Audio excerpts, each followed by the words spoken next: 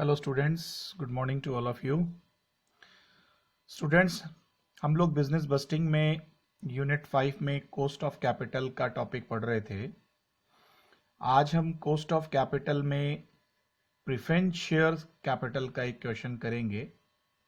जैसा कि आप वीडियो में देख पा रहे हैं, यहाँ पे एक सवाल दिया हुआ है और इस सवाल में 10% 1000 preference shares of ₹100 each.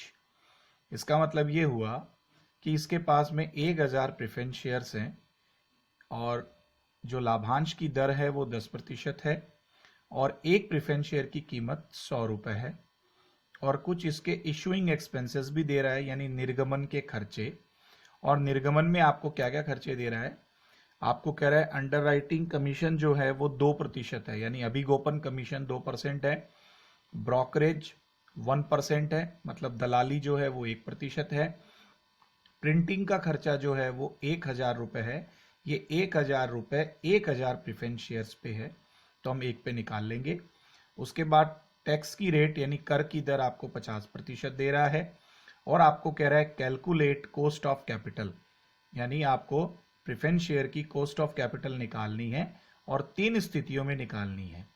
At par सममूल्य पे, एट डिस्काउंट 5% जब 5% का बट्टा दिया हुआ हो, और तीसरी परिस्थिति है एट प्रीमियम प्रब्याजी पे जब प्रीमियम की रेट 5% हो। तो स्टूडेंट्स आइए अब हम इसको सॉल्व करते हैं। जैसा कि मैंने आपको पहले भी बताया था कि जब हम कोई भी कॉस्ट ऑफ कैपिटल का सवाल करते हैं, चाहे वो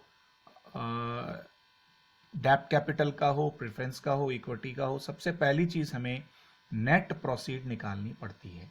तो सबसे पहले हम लोग निकालेंगे नेट प्रोसीड। तो हम इसको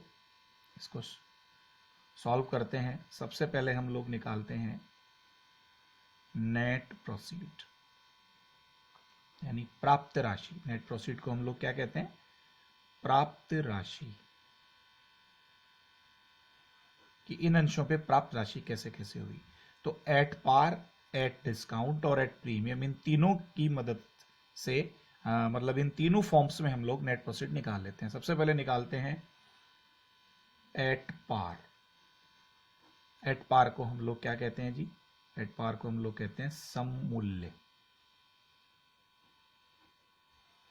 अब देखिए, सबसे पहले हम लोग लिखेंगे face value of shares. Face value यानी एक शेयर की कीमत कितनी है। एक शेयर की कीमत कितनी है? 100 रुपीज है। 100 रुपीज है 100 रुपए। आपने यहां पे लिख दिया 100 रुपए। हमें इसमें से लेस माइनस करना है इशूइंग एक्सपेंसेस। इशूइंग एक्सपेंसेस आपको एक दिया है अंडर राइटिंग कमीशन, ये 2% है। 2% किसका 2% है? 100 रुपए का 2%, तो ये हो गया 2 रुपए। ओके। उसके बाद में आपको ब्रोकरेज, ब्रोकरेज आपको दे रहा है 1%। 100 रुपए का 1% हो गया 1 रुपया। फिर आपको खर्चा दे रहा है, आप देखिए प्रिंटिंग का, प्रिंटिंग का खर्चा आपको ये दे रहा है 1000 रुपए, और ये 1000 रुपए 1000 शेयर्स पे है तो 1 रुपया हो गया। कुल मिला के यहां पे 4 रुपए का खर्चा हो गया। 100 में से आपने 4 रुपए को माइनस कर दिया, तो ये आ गया जी 96 रुपीज। ये आया एनपी एट पार। ठीक है, एनपी एट पार 96 रुपीज आ गया। अब ये एट पार निकाल लिया हम लोगों ने, जो हमें एट पार दिया था। अब हमें चाहिए एट डिस्काउंट। तो देखिए, अब हम एट डिस्काउंट निकालते हैं यहां पे। एट डिस्काउंट, एट डिस्काउंट का मतलब हो गया बट्टा, बट्टा मूल्य। बट्टे पर जब अब हम इसको निकालेंगे, तो देखिए बट्टे पर निकालने के लिए हम क्या करें, हमारे पास एन पी एट पार पहले से दिया हुआ है। तो एनपी एट पार को हम लोग क्या करें, एनपी एट पार आया 96, इसमें से हम लोग करेंगे लेस डिस्काउंट। डिस्काउंट कितने परसेंट है, 5%। तो ये जो 5% आएगा ये 96 का नहीं आएगा, ये 100 का ही आएगा। तो 100 रुपए का 5% हुआ 5। 96 में से आपने 5 को माइनस किया तो 91 आ गया, और ये आपका आ गया एनपी एट डिस्काउंट, ये 91 आ गया। अब हमें चाहिए एट प्रीमियम, एट प्रीमियम चाहिए अब हमको। तो एट प्रीमियम निकालने के लिए हम क्या करें, एट प्रीमियम के लिए सबसे पहले हम लोगों ने लिखा प्रब्याजी, प्रब्याजी पर, ओके। तो प्रब्याजी के लिए सबसे पहले हमने लिया NP at par. NP at par अभी हमारा है 96 रुपीज। प्रीमियम को हम ऐड करेंगे, प्रीमियम ऐड करी 5%, तो 100 रुपए का 5%, वही 5 रुपए हुआ। 96 में आपने 5 जोड़ दिया तो 101 रुपए आपका आ गया।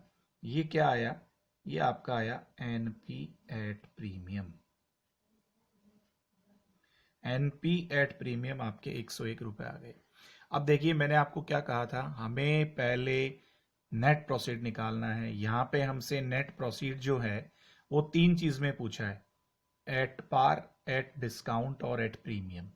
तो नेट प्रोसीड जब हमने एट पार निकाला तो आप देखिए एट पार आ गया 96, एट डिस्काउंट निकाला तो ये आ गया 91, और एट प्रीमियम निकाला है हमने तो ये आ गया आपका 101। ओके, ये हमारे एनपी आ गए तीनों स्थितियों के अंदर। अब हमें कॉस्ट ऑफ कैपिटल निकालनी है, और कॉस्ट ऑफ कैपिटल निकालने के लिए हम यहां पे हमारे फॉर्मूले लगाएंगे। देखिए सवाल में कहीं पर भी नंबर ऑफ ईयर्स के बारे में कुछ भी मेंशन नहीं है, नंबर ऑफ ईयर्स के बारे में। तो अब हम आगे बढ़ते हैं, नंबर ऑफ ईयर्स के बारे में कुछ भी मेंशन नहीं है। तो अब देखिए हम लोग सबसे पहले निकालते हैं at par, at par.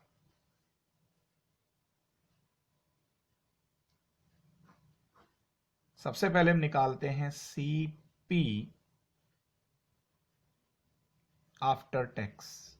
CP after tax निकालने का जो हमारा फॉर्मूला है वो है DPS upon NP into 100। DPS का मतलब होता है डिविडेंड पर शेयर। आपको सवाल में क्या दिया था, 10% प्रीफरेंस शेयर्स, और एक जो शेयर है वो 100 रुपए का है। 100 का 10% कितना हो गया, 10 हो गया। तो ये आ गया आपका 10 बटे एनपी आया था 96 और इंटू 100। जब हम इसको सॉल्व करेंगे तो ये आ जाएगा 10.417%। ये सीपी आफ्टर टैक्स आ गया। अब हमें निकालना है CP before tax. Before tax का जो फॉर्मूला है वो आप यूं लिख सकते हो, CP after tax upon 1 minus tax rate. Okay, तो आपका सीपी आफ्टर टैक्स जो है 10.417% आया, और टैक्स की रेट 50% है, तो 1 माइनस 0.5, यानी एक में से 0.5 जाएंगे तो 0.5 ही बच जाएंगे। 10.417, इसमें आप 0.5 का जब आप भाग देंगे तो ये लगभग 20.834% आ जाएगा। ये आपने निकाल दिया स्टूडेंट्स एट पार। ओके, अब एट पार के बाद में हम लोग बात करते हैं एट डिस्काउंट। यही फॉर्मूला है, सब कुछ यही है।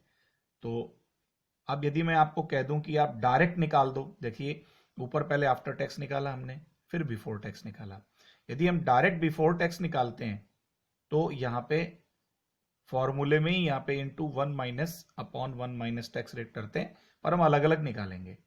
तो सबसे पहले सीपी आफ्टर टैक्स, तो ऊपर ये तो यही रहेगा, 10 रुपए ही है, 10/96 की जगह आ गया 91 और इंटू आ गया जी 100।